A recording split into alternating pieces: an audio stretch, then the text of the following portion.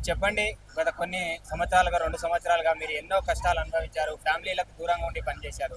ఈ గవర్నమెంట్ వచ్చిన తర్వాత మీకు కొంత వెసులుబాటు చేసి జీపీఓలుగా అందరికీ పోస్టింగ్‌లు కొత్తగా ఇయ్యడం ఎట్లా చూస్తారు?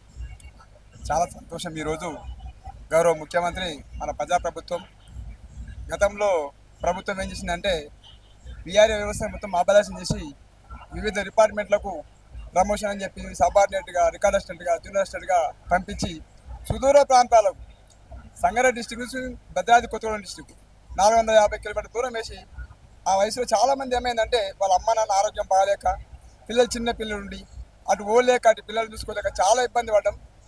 అయినప్పటికీ ప్రజాప్రభుత్వం ఈరోజు మన రేవంత్ ముఖ్యమంత్రి గారు మాకు ఈ అవకాశం ఇచ్చి జీపీఓగా తీసుకోవడం చాలా సంతోషం.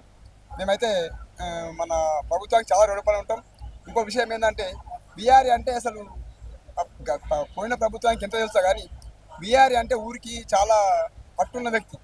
గ్రామంలో ప్రతి విషయం తెలుసా అతనికి. బీఆర్ఏకు ఆ ఊర్లో పరంపో ఎక్కడ ఉంది, లవాని పట్టు ఎక్కడ ఉంది, అసలు ఊర్లో జనాభా ఎంత అలా సమస్యలు ఏంది, ఆ ఊరు గ్రామంలో ఉన్న ప్రతి వ్యక్తి యొక్క ఆర్థిక పరిస్థితి కూడా తెలిసి ఉంటుంది బీఆర్ఏ అంటే.